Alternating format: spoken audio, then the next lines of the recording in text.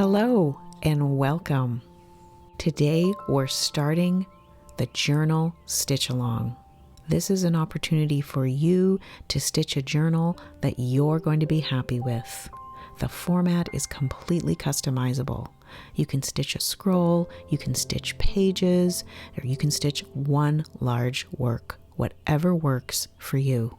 This is a project where you're going to be invited to go deeper in expressing yourself in a journal-inspired format.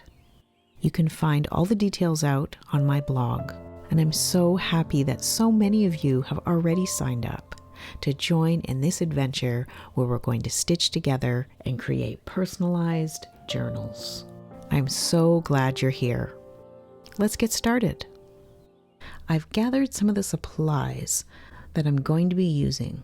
For a full list of supplies, you can head over to my blog, and you can also watch my top 12 supplies video. And that's going to give you a really detailed breakdown of the different kinds of supplies that you're going to need to journal stitch. So the first thing that you're going to need is a base to stitch on. I like to use felt. This is a high quality felt that's very, very soft and easy to stitch through. And I'm going to talk more about the type of felt I use later. You can also use quilt batting. And the other thing you can use is fabric. Cotton fabric is really nice to use as a base for this type of slow stitching. So any of those will work as a base. You will also need some scraps of fabric. So gather all your scraps, and you can even think creatively and recycle fabrics. For threads, I highly recommend 6-stranded embroidery floss. It comes in so many colors. And normally when I use embroidery floss, I use 2 strands of floss, but you can use 1 up to all 6 strands. And when it comes to needles, I like to use embroidery needles and milliner's needles. And these often come in a set of sizes 3 to 9. And that's going to work really well for embroidery floss. The other type of thread I like to use is pearl cotton size 8. That's a thicker thread that's not divisible. And for the pearl cotton size 8, I like to use a chenille needle size 24. The other thing I'm going to be using are mini templates. Now these are from my set of 16 nature and season inspired. And I'll add links if you want to have a look at those. They're really good for marking the weather, marking the seasons, and for observing nature. And the other thing you're going to need are some pins for holding fabric pieces down and some scissors for cutting fabric and for snipping threads. So go ahead and watch my supplies video. That's going to break things down even further for all the different kinds of supplies that I use for slow stitching. I'm going to share some ideas about the different ways you can make your journal. So here I have some examples of scrolls.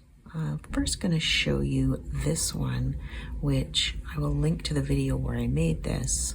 And this is where I talked initially about the idea of a scroll as a journal. So this is made on a piece of fabric, a strip of fabric, and then these strips of pattern fabric were laid over top of it and stitched down. And after I finished all my stitching, I decided to add a backing. So I added some black fabric to the back that also shows through on the front. So this is an example of a scroll where you don't need to have any type of batting, no felt or anything. It just starts with a strip of fabric.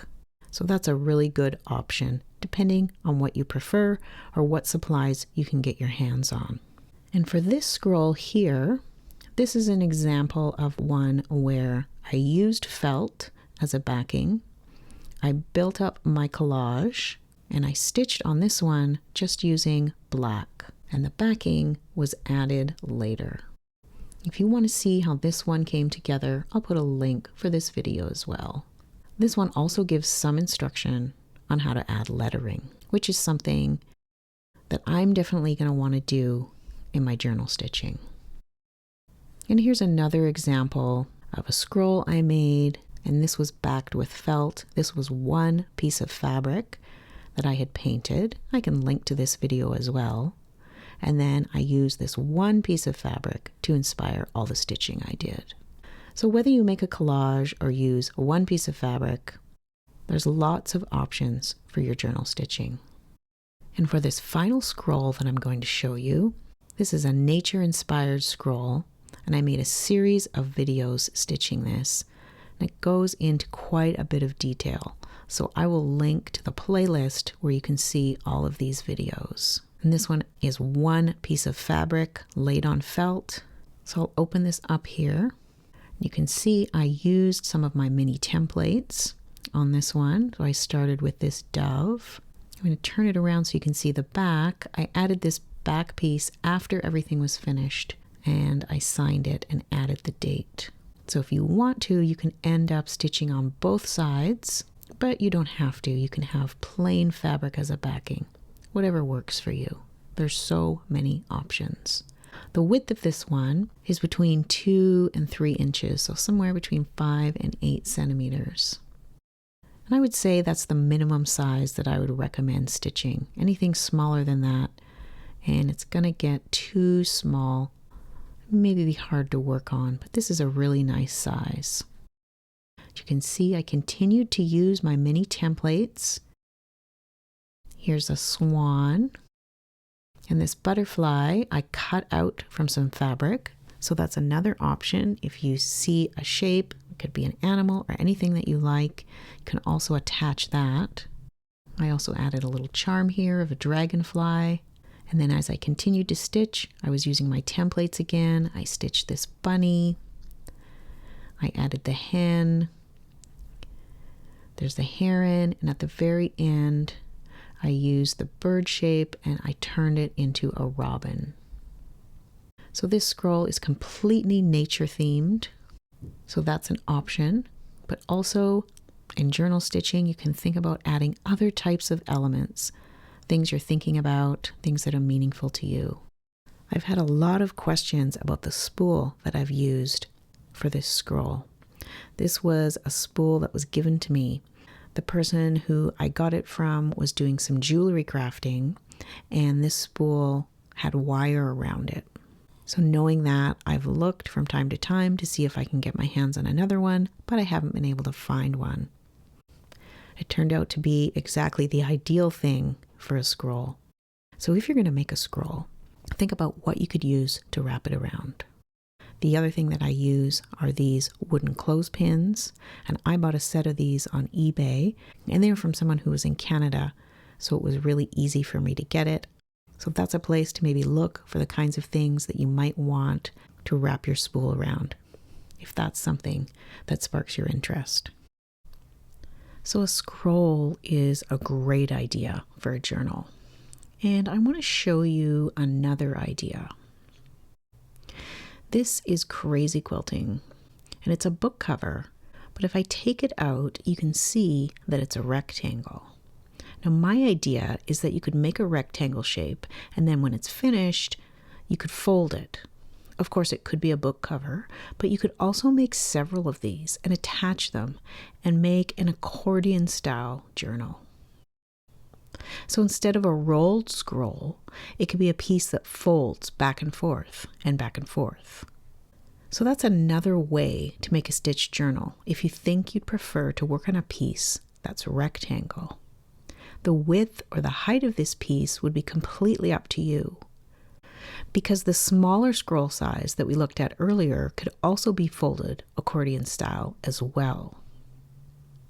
So here's another scroll, and it's also crazy quilting inspired, and I ended up wrapping this around a wood bobbin. This is more than one piece that's attached together here. So this is another nice way if you have something that you want to wrap it around. But the other way that I could have folded this is I could have decided what size I wanted it to be, and then I could fold it back on itself as many times as I needed. And so then it could be a book that opens out this way. And if I wanted to create the folds in this, I could place it under a book. And depending on the scroll and the materials, I could even use an iron. But folding it the way you want and putting it under something heavy would be a good way to sort of set those edges. So you can, of course, use a larger piece. This is a 10 by 10 inch piece, felt on the back, and then the collage and the stitching is happening all in one piece. You could even make a bigger piece if you wanted and make it a really large art quilt, and then spend a lot of time and a lot of weeks working on adding each little area and just kind of work as you go. So that's another way that you can work on it. It might seem a little bit daunting, more daunting than starting and working on a piece like this, where you can just add to it. It's small, you can hold it in your hand, and you can just add to it as you go. But this is really flexible, and you should be thinking about what's going to work for you. The main thing that we're going to be talking about is going to be the stitching. And so the shape and the size of what you're making is really up to you. So I'm going to talk a little bit about what I use as a base for stitching. So here's a piece of felt. This one's about 3 1/4 inches wide. If I decided to make a scroll with this, I would just add to it as I went. Now, if you're going to choose felt, this is felt that I get from a fabric store, and it's very, very soft and easy to stitch through, and it has a nice thickness to it. I can feel that this felt just takes that needle so nicely, so there's not any resistance. So when it comes to felt, there are felts that you can get at some craft stores that are made from recycled plastic bottles. And I have used those for stitching before, and the problem I've encountered is that they don't tend to hold up to heavy stitching. They start to disintegrate. So I don't recommend using those for this kind of stitching. See if you can find felt from a fabric store, and if you're in the store, feel it, make sure that it's soft and doesn't feel plasticky. If you can get a wool blend felt, that's even better than an acrylic felt, because it's going to have those properties to it where it's going to be really nice to stitch through. The other idea is to use some quilt batting. This is some leftover quilt matting. And even with quilt batting, it's a good idea to make sure that it is for hand stitching, or that it can stand up to hand stitching. So this is a cotton quilt batting, and I can feel that this one is nice to stitch through. So that's another option to use as a base. But again, you can just use fabric. So you could start with a plain or a colored piece of fabric. This is cotton. And then you could start building your collage just right on top of this fabric. I recommend cotton's a really nice choice. Just make sure that it's not too tightly woven and that you can stitch through it. Especially if you're going to be adding some collage, you're going to end up with lots of layers, and you want to make sure that your base isn't giving you too much resistance. So a thinner cotton I recommend. If you're going to go with the quilting cotton, again, make sure that it's not too heavy and that it's nice to hand stitch through. Just test a piece and make sure before you get going, and that's going to really save you a lot of hand strain and frustration later. The other thing you can do, if you find a cotton that's very, very thin, is you can use more than one layer. So this is a very thin cotton here. This is a cotton wool, similar to a cotton lawn. You can even see through it here. So this is nice to stitch through. And what I like to use this for, not so much as a base for stitching, but as a background that I put on top of the felt. And then I can add collage on top of it. So I don't have to worry about making my collage pieces overlap. Although I do overlap them, but in some places I might not overlap them, and then I don't have to worry about my batting showing through. I can have this nice thin cotton, and it comes in a few solid colors. So it's really nice to use as a base. So I have this in a pink, I have a peach color, I have a gray, a light blue, and this yellow color. And I also have it in white. I also have another piece here in this dark blue. So you can start with a dark background if you prefer.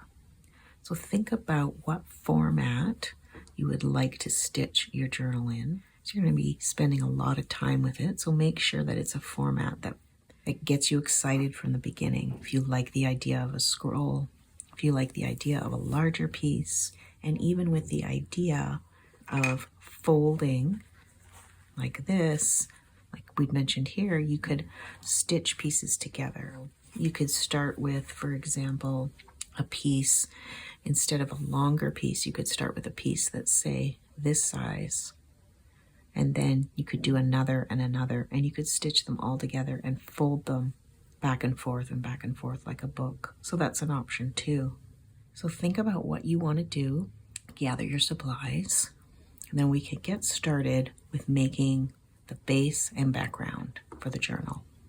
So what configuration are you thinking about for your stitch journal? Are you going to do a scroll? Are you going to do rectangular pieces that you're going to then join to each other? You could even do single pages that later could be combined into a book, or you could do a larger piece. There's so many options. Let me know what you're thinking about in the comments below. I'm really interested, and your feedback is going to help me as we move along in this project to give you some tips and tricks that are going to help you really enjoy your stitching. I'm going to be using my mini template sets, my new nature and seasonal set. I think it's going to be ideal for marking the weather, marking the seasons. I'm going to provide links in case you haven't yet got a set of your own, and I can send one out to you.